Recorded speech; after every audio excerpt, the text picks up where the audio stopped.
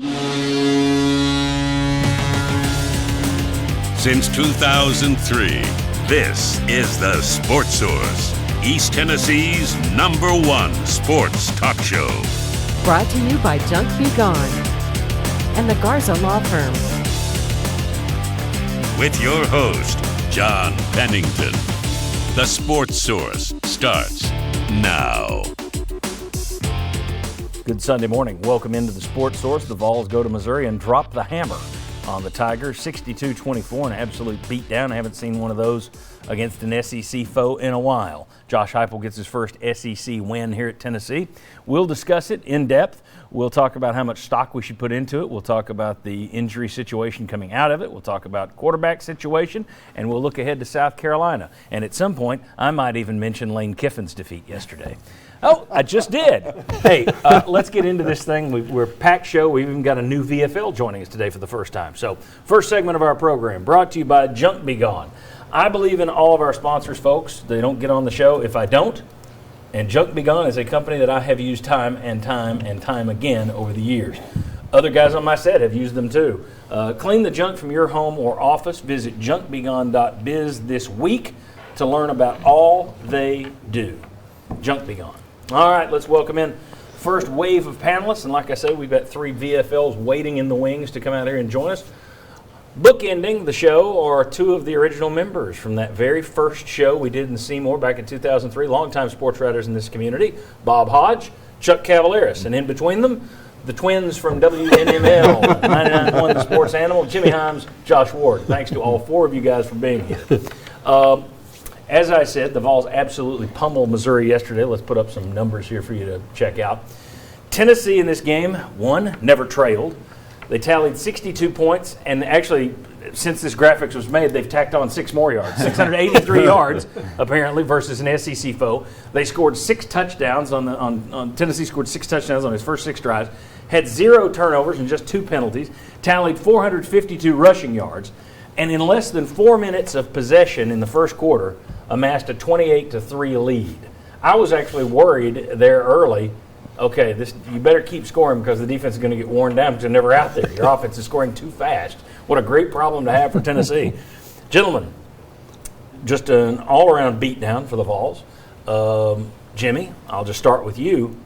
They whipped them on both sides of the ball, too. We're talking offense here. Defensively, shut them down pretty doggone good. Great win for the Vols. I thought it was a great win for Tennessee. We were talking early in the week about Tennessee need to run for 250 yards to beat Missouri. Well, how about 450-something yards? And Missouri is not that bad. I mean, they're not very good. But Kentucky beat them by 7.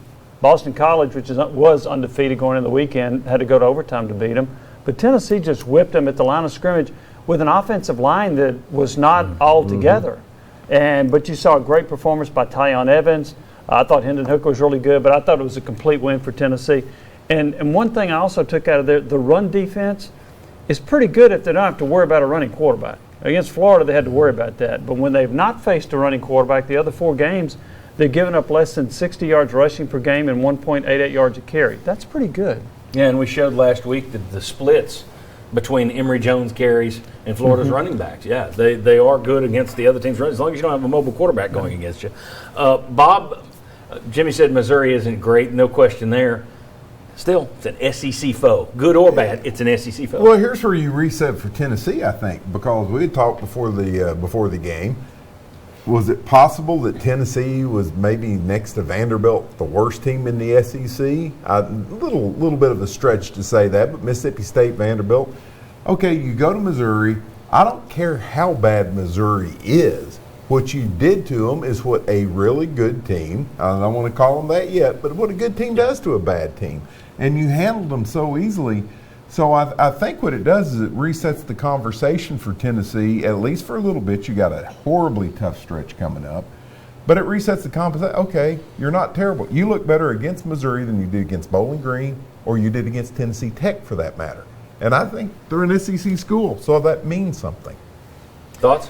Yeah, what Tennessee did offensively with how good the scheme is supposed to be against lesser competition, which I think that was from a talent standpoint, that's what we expected to see in the Bowling Green game. But that was game 1. We've had a quarterback change as well, which will be a part of the conversation. But Tennessee took advantage of clear issues from Missouri And that's a program that you're trying to beat out. So to go there when you're both coming off losses and both teams are 2-2 and they're both in a similar spot, and Tennessee took advantage of a good opportunity, that says something. 3 straight victories for Tennessee against Missouri now, which when they came into the league, I think most people thought, you'll kill them every year. That was not the case early on, so it's kind of twisted in that series the last week. Chuck, I'll start with you on Hendon Hooker. I thought he had his best game and just looked confident out there. Didn't put the ball on the ground and is doing it. Let's put up some stats, as a matter of fact. Let me show you some numbers here quickly, Chuck, before I get your answer, if we can. That's yesterday's numbers on the left. His numbers on the season are on the right. Could have had a 4th touchdown yesterday, had a drop from Javonte Payton in the end zone. But the numbers that stick out to me, Chuck, for the year, 10 touchdowns, 1 interception. Yeah, and of course that was the one at Pitt, when the weak side safety kind of snuck over there. But you can tell he's getting more and more comfortable in this offense. One subtle change yesterday, I thought, was moving Velus Jones to the slot, but it was a play caller's dream, wasn't it? On offense, it doesn't matter. It didn't seem matter what you were going to call. It had a good chance to work, and it was a coming out party. And it shows, I think, what Josh Heupel wants to have at Tennessee. And one of the comments he made that I thought was interesting, he really liked this team's approach in that last 48 hours leading up to kickoff. Which he complained about before the Pittsburgh game. Correct. On the Hendon Hooker front, I still wonder if Joe Milton doesn't get hurt against Pittsburgh, are we looking at Hendon Hooker as your starter right now, or would we still be looking at Joe Milton? Now, Milton may have improved if he continued to play. Right. I don't know. But I do wonder if Hooker would be your quarterback and he would be this comfortable at this point if Milton hadn't gotten hurt. That's a good question. I'm going to lean toward – go ahead, Chuck. I think at some point you would probably have put Hooker in, but I think you might have still gone back to Milton as your starter if he's healthy. That may be, but I think Milton's misfires on passing, they would have gone to Hooker. Look, Milton's got this great arm, but he's just not very accurate. And I thought he was awful when he came in against Florida at the end of that game. I think they would have gone to Hooker. Okay. I'm not so sure. I mean, Milton was a kind of a big get. They clearly fell in love with his tool set. I mean, he came here from Michigan. Hooker came, if I'm not mistaken, under Pruitt. I mean, he came in here under a different regime, so maybe they were looking at Milton. This is our guy. He's got all this talent, and we're going to be able to develop it, and he'll do all these great things. So I wonder if they might have – I think they might have stuck with him longer. And if you fix him, as Will pointed out earlier this year, you'd have him for 3 more years. Yeah. So I don't know. I wonder if that came into play that, hey, Milton's our guy. Josh, do you think it would have been – do you think they would have eventually gone to Hooker if Milton had not shown any kind of improvement, or do you think they would have kept going back to the well? Well, I think eventually, but I don't know if eventually is now. I mean, maybe we'd be having that conversation this morning of, hey, is it finally time? I don't know. So nobody's glad Milton got hurt. No. I'm glad he's okay because he's bounced back and he's fine physically. But for Tennessee's offense, I thought before the season, during the offseason, Hooker would probably be the best guy. The staff chose otherwise, and now they've gone to the direction of Hendon Hooker. So you're saying now you're the guy that should hire a rare occasion where I got something correct.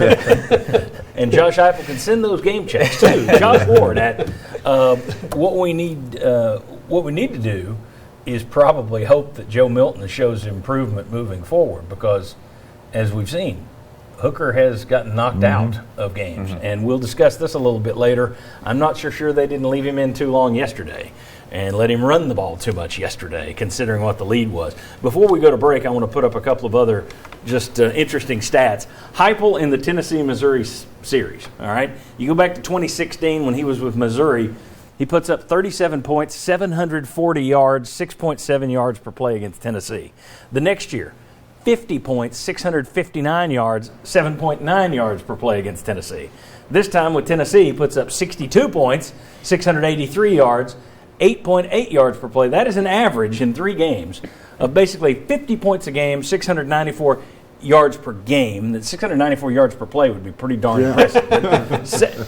50 points and 700 yards per game in this series. He's over 2,000 yards of total offense in 3 games in this series. Chuck, make a note of that next year when the over-unders come out for the Tennessee-Missouri series. And then I also want to show you one more stat here. We asked before the season, could Tennessee's offensive numbers look like Missouri's after his first year there when he had the big turnaround? Incredibly similar. Now, keep in mind, Missouri had the full SEC schedule. Yeah. You've only played a couple of SEC games. Georgia's going to hurt your average. Alabama's going to hurt your average. Still, Rushing offense per game, he's running it more here, passed it more there, but it's pretty close, within 15 yards total offense. But look at the averages. Rushing yards per carry, 5.3 this year. It was 4.9 at Missouri. Passing yards per attempt, the exact same. Yards per play, the exact same. Plays per game, about 3 off. That's pretty amazing. So anyway, Josh Heupel's offense starting to bear some fruit this week. When we come back, why this was a sneaky big game. I think it was a big game. We talk about Alabama and Florida and Georgia. I think this one was a big game.